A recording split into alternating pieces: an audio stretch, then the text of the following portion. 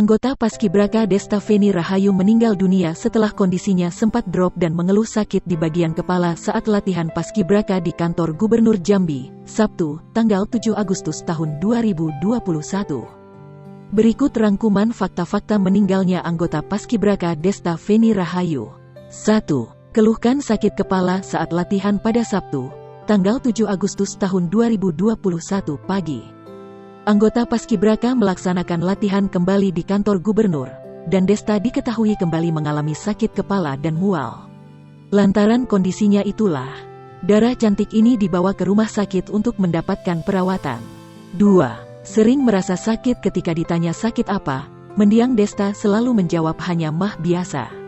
3. Jenazahnya dilepas langsung oleh Gubernur Jambi Al-Haris. Gubernur Jambi pun melepas keberangkatan jenazah Desta dari Jambi ke Kerinci pada Minggu, tanggal 8 Agustus tahun 2021 pagi.